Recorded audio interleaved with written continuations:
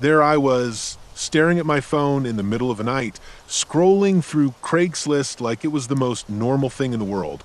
I was broke, desperate, and a little bored.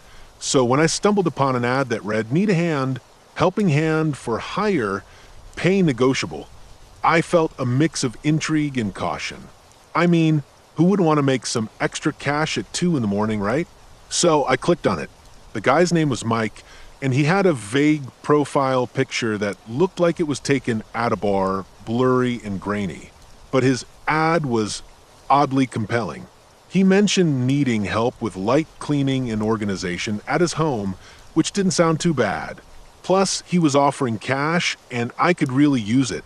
I shot him a quick message, half expecting to be ignored, but to my surprise, my phone pinged almost instantly. "Hey, I'd love to have you over. When can you come?" I hesitated. It was late, and I was genuinely uncomfortable with the idea of meeting a stranger. But then again, I was also tired of living paycheck to paycheck, so I shot back, "How about tomorrow afternoon?" He replied immediately, "Sounds great. Address is 123 Elm Street. See you then." The next day, I found myself standing in front of a rundown house that looked like it hadn't seen a decent paint job in decades. The yard was overgrown, and the front porch sagged as if it were about to give up. I almost turned around, but I reminded myself that I needed the cash. I knocked on the door, and it creaked open slowly, revealing Mike. He was average-looking, a bit scruffy, with unkempt hair and a t-shirt that looked like it had seen better days. He had a friendly smile, though, which helped ease my nerves a little. "Hey, glad you could make it," he said, stepping aside to let me in. The inside of the house was dark and musty, with an odd smell lingering in the air. Not quite rotten, but definitely not fresh. The living room was cluttered with boxes, old furniture, and what looked like random junk. "Sorry about the mess," he said, scratching his head. "I've been meaning to clean up." "No problem," I replied, trying to sound casual. "What do you need help with?" He waved his hand toward the chaos. "Just some organizing, really. I've got a few boxes in the back that need sorting, and if you could help me with that, I'd appreciate it." I nodded, and we moved into the back room, which was even worse. The walls were lined with shelves overflowing with dusty trinkets and broken items. "Just start with those boxes," he instructed, pointing to a stack that looked like it could topple at any moment. I opened the first box, and inside were old clothes, a few toys, and some really bizarre-looking trinkets, like a collection of porcelain dolls, their eyes staring blankly up at me. As I dug through the boxes, I noticed Mike was watching me closely, almost too closely.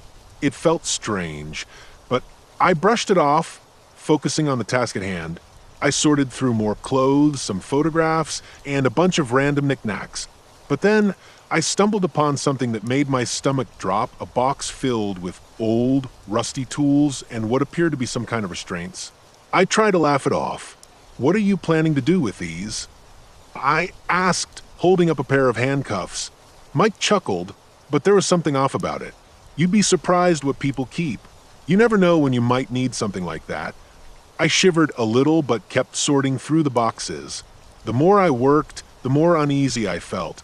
Mike would occasionally come close, peering over my shoulder, making comments that felt a bit too personal for someone I just met. "You've got a good eye," he said, standing too close. "I could use someone like you for, other stuff." The way he said it made my skin crawl, but I tried to shake it off. I needed the money.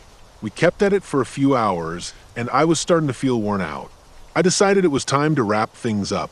"I think I've done enough for today," I said, glancing at my phone. "Oh, come on," Mike said, his voice suddenly a bit more insistent. "You're doing great. Just a little longer." I hesitated but shook my head. "I really need to go." He frowned, and for a moment I saw something shift in his expression, something darker. "All right, but I'd like to pay you for your time first." He led me back to the living room, and I could feel the tension in the air. He fished out a wad of cash, counting it slowly. "You did a good job. I think you deserve a little extra." I took the cash nervously, stuffing it into my pocket. "Thanks," I muttered, glancing at the door, wishing I could just leave. But then, before I could step out, he blocked my path. I could really use your help again sometime," he said, his voice dropping to a low, unsettling tone. "We could have some fun, just you and me." My heart raced as I realized where this was going. I forced a smile, trying to keep my voice steady. "I'll think about it." He stepped aside, and I bolted for the door. The moment I was outside, I felt a rush of relief mixed with panic. I didn't look back, just jumped into my car and drove off, my hands shaking on the steering wheel. And that's the thing, I never went back, but I still think about that day. Mike's house, the odd stuff in those boxes, the way he looked at me. I got the cash, sure, but sometimes I wonder what would have happened if I'd stayed just a little longer. I guess some things are better left unexplored. I was scrolling through the free stuff section at 2 in the morning, half asleep and half desperate for distraction. My girlfriend had just broken up with me, and my friends were all busy with their own lives. I was alone in my dimly lit apartment, the kind of loneliness that has a weight to it. And I was looking for something, anything, to pull me out of it. That's when I saw the post. It was simple, help needed. Please read.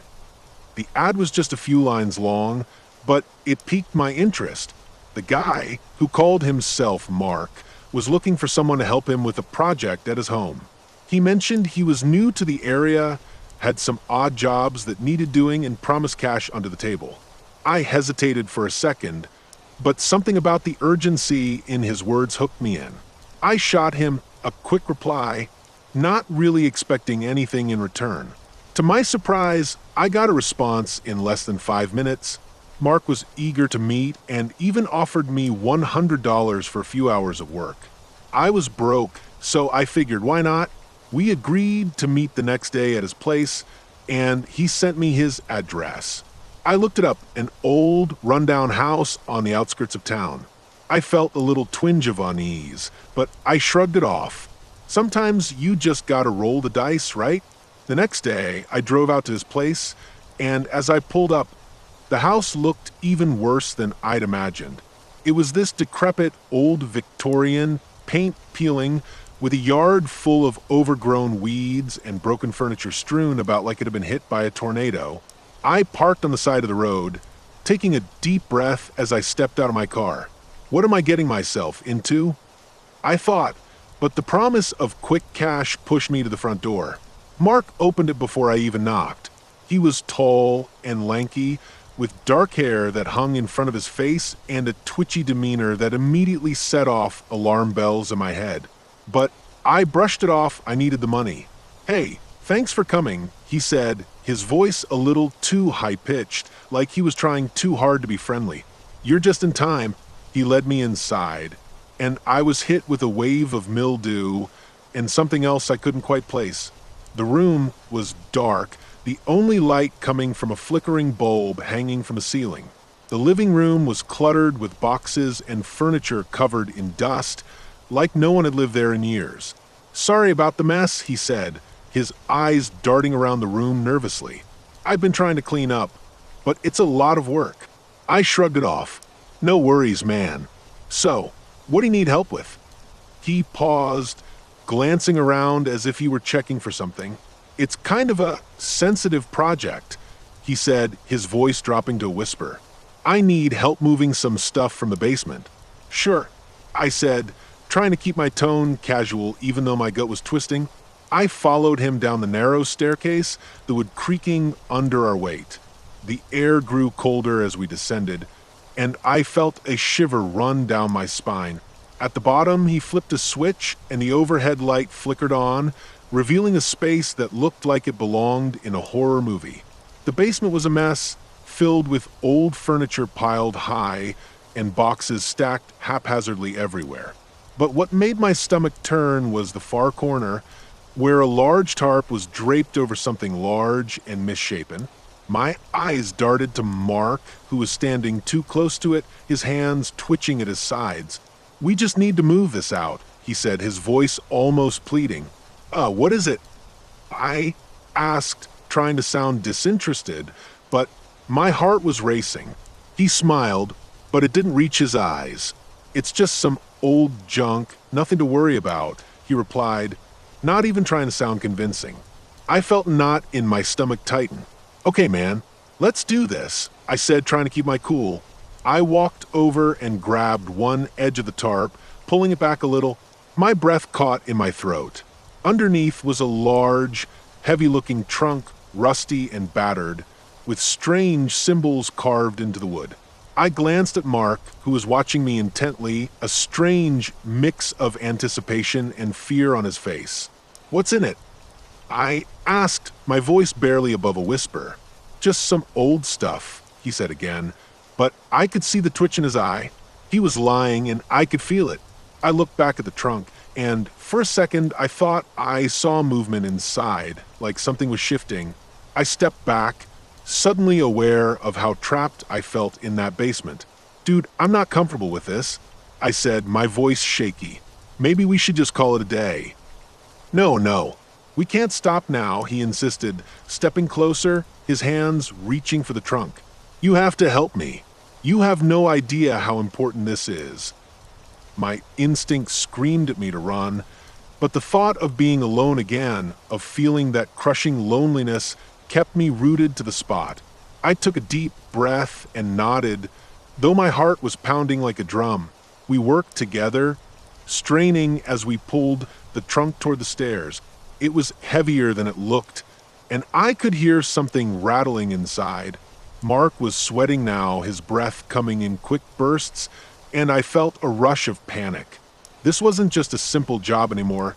It felt like we were unearthing something we shouldn't have. When we finally got it to the top of the stairs, I was ready to bolt. But Mark was in a frenzy now, practically shaking with excitement. "Just help me get outside," he urged, practically begging. I didn't want to, but something in his eyes made me feel trapped. So we pushed it out into the yard, where the light felt blinding after the dark basement. I was panting, trying to catch my breath, when Mark suddenly stopped.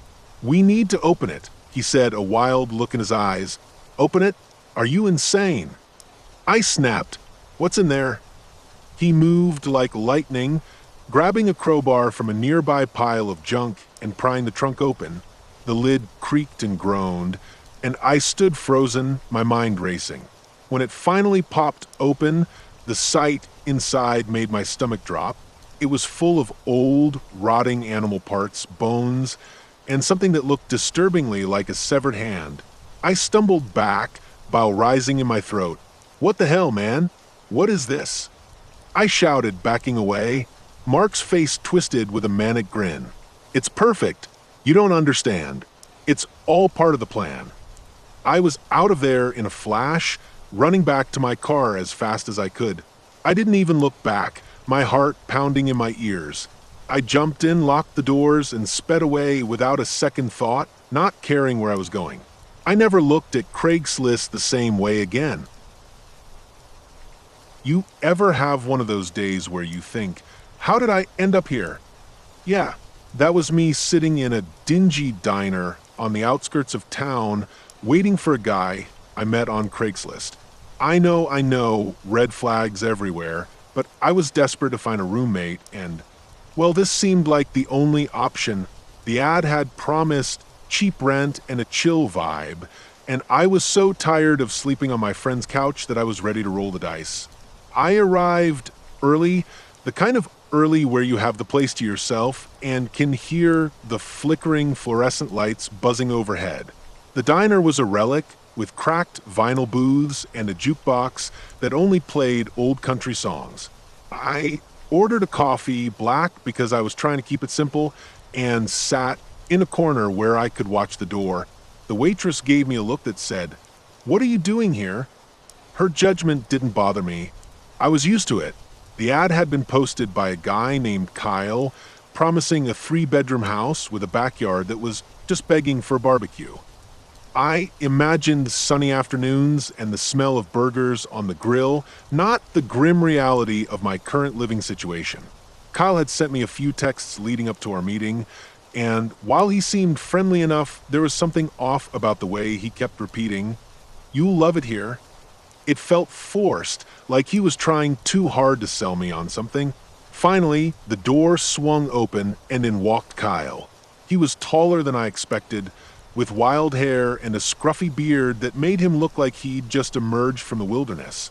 He wore a faded flannel shirt and jeans with holes in knees.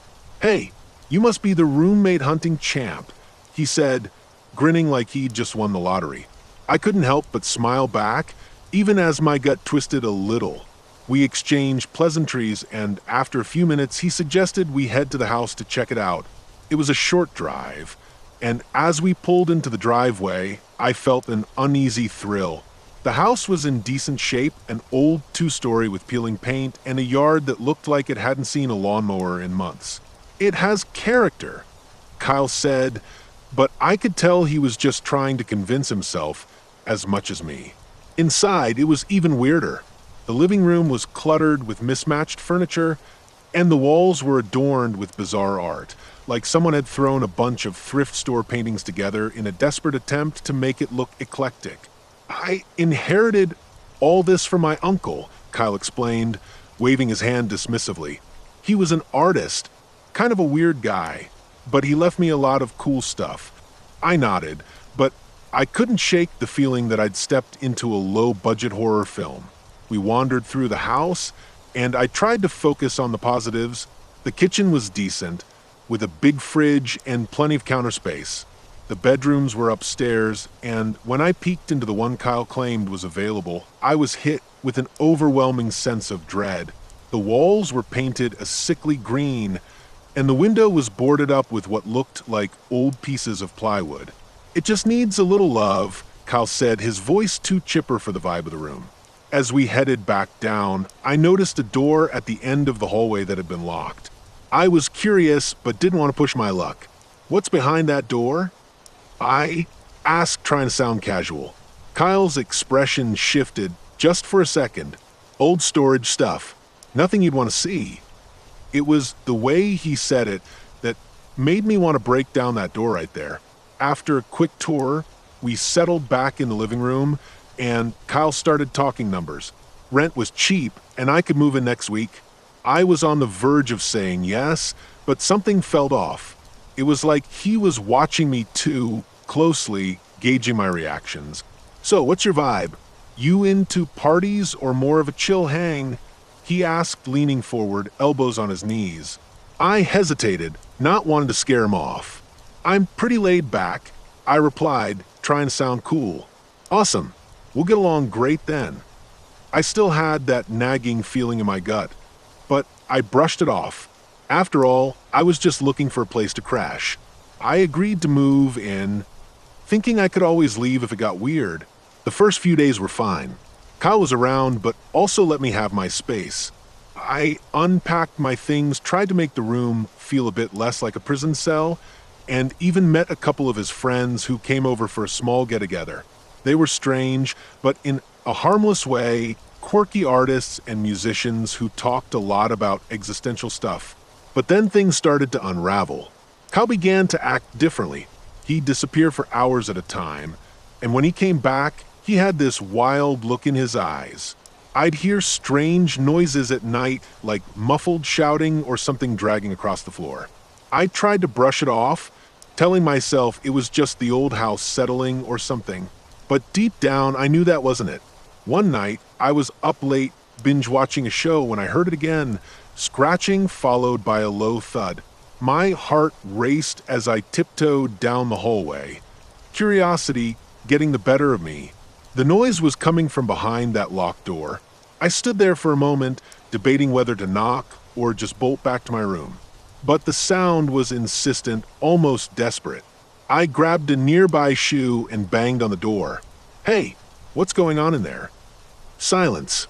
Just as I was about to turn away, the door creaked open a crack, and a putrid smell hit me like a brick wall. I squinted into the darkness, and that's when I saw it, a small, ragged figure huddled in the corner, eyes wide with fear. "Help me," it whispered, voice trembling. I stumbled back, heart pounding. What the hell? I managed to choke out. Just then, Kyle appeared behind me, a twisted smile creeping across his face. "Oh, I wouldn't go in there. If I were you," he said, his voice low and smooth, the kind that sends chills down your spine. I turned to run, but he grabbed my arm. "You don't want to make things complicated, do you?" I yanked my arm free and bolted down the hallway, adrenaline surging through me. I didn't look back, didn't stop until I was outside, gasping for air. The night was cold, and I could feel the weight of the house behind me, pressing down like a predator waiting for its moment to strike. I jumped into my car, heart racing, and drove as fast as I could. I didn't even think about where I was going, just that I had to get away. As I sped down the dark streets, I glanced in the rearview mirror, half expecting to see Kyle in pursuit, but all I saw was the empty road behind me. I didn't stop until I reached my friend's place, where I knocked frantically until they let me in. Out of breath and shaking, I told them everything, but even as I recounted the tale, I knew there was no way I could explain all of it, the whispers, the locked door, that figure in the dark. The next day, I went back to the house with the police, but Kyle was gone. No sign of him, no sign of the figure. The locked door was still there, and they couldn't get it open. They told me it was probably just a prank, that I was likely imagining things. But I knew what I saw. I still think about it sometimes, that voice calling for help from behind that door. I never went back to Craigslist after that. Who knows what else is lurking out there, waiting for someone like me to come along and let them in? I still can't shake the feeling that I messed up, but it was one of those nights where all my bad decisions felt like good ideas. You know what I mean? It was a Tuesday, and I was scrolling through Craigslist, half-heartedly looking for some random furniture, or maybe a bike to fix up. Then, out of the blue, I saw this ad that read, "Need a hand? We'll pay." The photos showed a cluttered garage, overflowing with boxes, and what looked like old furniture. My curiosity piqued, and honestly, the idea of making some quick cash was tempting. I clicked on the link and read the description. The guy claimed he was cleaning out his late grandmother's house and needed help sorting through her stuff. He said he'd pay $20 an hour, which sounded reasonable to me. He mentioned he lived alone and wanted to get it done quickly since the house was up for sale. I shot him a message, and within minutes, I got a response. His name was Eric, and he said to come over the next day at 4 p.m. Looking back, I should have done some more digging. I should have asked for more details or at least checked his profile for any reviews or references. But I was young, broke, and bored. The next afternoon, I hopped on my bike and rode over to the address he gave me. It was in a rundown part of town, one of those neighborhoods where you could feel the decay in the air. The houses were old and sagging, and the streetlights flickered like they were having an existential crisis. When I arrived, Eric greeted me at the door with a broad smile, but there was something off about him. He had this twitchy energy, like he was hyper-aware of every little thing around him. His hair was messy, and his clothes looked like they hadn't seen a washing machine in weeks. But whatever, I wasn't here to judge. I just wanted to get to work and earn some cash. He led me into the house, which was just as chaotic as the garage had suggested. The living room was piled high, with boxes, some stacked precariously like a game of Jenga. The air was thick with dust and the smell of mildew. I could see old photos on the walls, faded family portraits that looked like they belonged to another era. "I just need you to help me go through this stuff," he said, gesturing to the chaos around us. "Some of it's valuable, some of it's trash. Just be careful." As we started digging through the boxes, I quickly realized that most of it was junk, old clothes, broken furniture, and boxes filled with knickknacks that seemed to have no value whatsoever. But every once in a while, I'd find something interesting, a vintage lamp, a collection of old coins, and even a dusty record player that looked like it might still work. Eric seemed to get more excited with each find, his eyes lighting up as he rifled through the boxes. After about an hour, I found a box in the corner that felt heavier than the others. When I pried it open, my stomach dropped. Inside were old journals, their leather covers cracked and worn. I flipped one open, and the first thing I saw was a name scrawled in shaky handwriting: Margaret. The entries were disturbing, dark, rambling thoughts about loneliness, despair, and some kind of obsession with the darkness that enveloped her life. I felt a chill creep up my spine, and I quickly shut the journal, shoving it back into the box. "Everything okay?" Eric asked, his voice too eager, too close. I nodded, trying to shake off the unease. I didn't want to show him how much the journals had disturbed me. I kept working, but the atmosphere in the house shifted.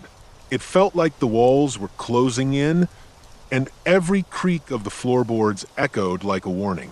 As the hours dragged on, I noticed Eric getting more fidgety. He started pacing around the room, mumbling to himself about how much he needed to get this done. "Can you believe she left all this behind?" he said, more to himself than to me. "It's like she wanted me to find it. Like she's still here, you know?" I chuckled nervously, but he wasn't laughing. He locked his eyes on me, and I felt a shiver race down my spine. "You don't think she's watching, do you?" I forced a smile, trying to lighten the mood. "I mean, she's gone, right?" "Gone? Maybe. But some things never really leave," he replied, his voice dropping to a whisper. I didn't know how to respond to that, so I just went back to sorting through the junk, my skin crawling. Eventually, the sun started to set, and the dim light in the house made the shadows dance on the walls. I could feel the weight of the day pressing down on me, and I was ready to call it a night. "Hey, Eric, I think I should head out soon," I said, glancing at my watch. "I've got stuff to do." He looked at me, his expression darkening. "But we're almost done. Just a little longer, please." There was a desperation in his voice that sent alarm bells ringing in my head. I felt trapped, like I was caught in a web that was slowly tightening around me. "How about I come back tomorrow?" I suggested, trying to defuse the situation. No. I need to finish this now. Can't you feel it? We're so close." His eyes were wide, almost manic. I took a step back, my heart racing. I needed to get out of there. "Look, I really have to go," I said, edging toward the door. But he blocked my path, his smile gone, replaced by an unsettling intensity. "You can't leave yet. Not after everything we've found together." That's when I noticed the journals again, the way they seemed to loom in the background, whispering secrets I didn't want to hear. I glanced around, looking for an escape route. The last thing I wanted was to provoke him, but I was starting to feel like I was in way over my head. With a sudden surge of adrenaline, I pushed past him and bolted for the door. I heard him shout something, but I didn't stop to listen. I burst out into the cool night air, my heart pounding like a drum in my chest. I hopped on my bike, pedaling furiously away from that house, that man, and the darkness that seemed to cling to them both. As I rode home, the streetlights flickered ominously, and I couldn't shake the feeling that I had left something behind. The image of Eric's eyes, wild and desperate, haunted me. I didn't know if I'd ever go back to Craigslist again. All I knew was that sometimes curiosity can lead you down a path you never wanted to walk. I never thought I'd be the kind of person who'd find a roommate on Craigslist, but when my lease was up and I needed to make rent, I figured it was worth a shot. I mean, what's the worst that could happen? I'd heard the stories, people winding up in weird situations, but I thought I was savvy enough to sniff out the crazies. I was wrong. The ad caught my eye immediately. Room for rent in spacious apartment, chill vibes only. The guy, Dave, was charming in his photos, a handsome 30-something with a friendly smile. His description was super laid back, too. He said he loved cooking, was into music, and had a cat named Mr. Whiskers. I was sold. I shot him a message, and within an hour, we were texting back and forth. He seemed normal. We agreed to meet up a couple of days later. When I walked into the apartment, I was surprised by how nice it was, sunlight streaming through the large bay windows, a view of the park across the street, and sure enough, Mr. Whiskers lounging on the couch like he owned the place. Dave was welcoming, pouring me a glass of iced tea, and chatting easily about the neighborhood and local coffee spots. I felt at ease, but as the days turned into weeks, things started to feel off. I would come home from work and find Dave in the kitchen, cooking elaborate meals that smelled delicious but felt a little too extravagant for a casual roommate situation. He didn't just cook. He put on a whole performance singing along to whatever was playing on the Bluetooth speaker, and I would just awkwardly sit at the table watching him stir pots like he was auditioning for a cooking show. At first, I thought it was endearing, but then it became suffocating. He was always in a good mood, too good. Like, who is this chipper all the time? I'd come home exhausted from a long day, and he'd be there, full of energy, wanting to talk about his day, asking me about mine, as if he was trying to draw me out of my shell. I liked my solitude, and I felt like he was invading it. Then came the first real sign that something was off. I was in my room one night, scrolling through my phone, when I heard him muttering. I thought he was just singing to himself, but when I peeked out, he was standing in the living room, staring out the window, talking to Mr. Whiskers in a low, almost conspiratorial tone. I couldn't make out the words, but the look in his eyes was intense, like he was sharing something profound with the cat. It sent a chill down my spine, but I brushed it off. Maybe he was just quirky, but things escalated quickly after that. I started noticing little things around the apartment that felt strange. One day, I found a collection of old photographs tucked away in a drawer in the kitchen. They weren't family photos or anything normal, just random pictures of people I didn't recognize, some of them looking distressed, others with expressions that seemed off. I asked Dave about them, and he laughed it off, saying they were just artistic finds from an estate sale. But I could tell he was lying. The way his eyes darted around made me uneasy. A few nights later, I was trying to get some sleep when I heard a loud crash from the kitchen. Heart racing, I bolted out of bed, half expecting to find a burglar. Instead, I found Dave on the floor, surrounded by broken plates and a spilled pot of what looked like a thick dark sauce. He was just sitting there, staring at the mess like it was a puzzle he couldn't solve. I asked if he was okay, but he didn't respond. It was like he was lost in a trance. I helped him clean up, and he started laughing as if it was all just a hilarious joke. But I wasn't laughing. I knew I had to find a new place. There was something unsettling about him, but I didn't want to confront him directly. I started searching for apartments online, trying to take advantage of any free moment I had. The more I looked, the more desperate I became, and my gut told me to get out before it got worse. One night, after a particularly long day at work, I came home to find Dave sitting at the dining table, a bottle of wine open and 2 glasses poured. He grinned at me, clearly having anticipated my return. "I thought we could celebrate," he said, his eyes wide with excitement. I almost said no, but there was something about his enthusiasm that made me hesitate. I sat down, thinking maybe it would be nice to unwind for a bit. As we talked, I couldn't shake the feeling that he was watching me too closely. He asked weirdly personal questions, like about my childhood memories and my biggest fears. I laughed it off, thinking it was just his strange way of connecting, but there was an underlying intensity to his gaze that made me shiver. After a couple of glasses of wine, I felt a wave of exhaustion wash over me. I excused myself and went to my room, locking the door behind me. I lay in bed, heart racing again, staring at the ceiling. I could hear him muttering again, this time softer, like he was talking to the walls or perhaps to Mr. Whiskers. I pulled the covers over my head, hoping it would drown out the noise, but it didn't. The next morning, I woke up late, groggy and disoriented. I could hear the shower running, which was unusual for Dave. He usually left early for work. I decided to skip breakfast and just get out of the apartment. I slipped on my shoes, grabbed my bag, and headed for the door. But when I turned the handle, it wouldn't budge. I pulled, pushed, kicked, but it felt jammed. Panic surged through me. I banged on the door, calling for Dave, but the shower kept running. After what felt like an eternity, I finally managed to pry the door open. The bathroom was empty. I yelled for him again, but there was no response. I checked the living room, the kitchen, he was gone. My heart sank as I grabbed my phone to call someone, anyone. That's when I saw it. A small box on the table wrapped in brown paper with my name scrawled across it in Dave's handwriting. I hesitated, but curiosity got the better of me. I opened it, and inside was a collection of those same photographs I'd found before. But these were different. They were of me.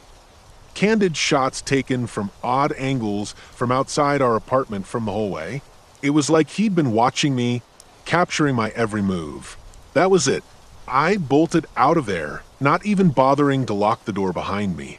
I didn't stop running until I was blocks away, my mind racing with the implications of what I'd just discovered. I found a cafe and sat down, trying to calm my breathing. I could still hear that shower running in my head, the sound echoing like a warning. I don't know where Dave is now or what he's doing, but I've learned my lesson. I won't be looking for roommates online again. Some things are better left to chance, and some people are better left in the shadows.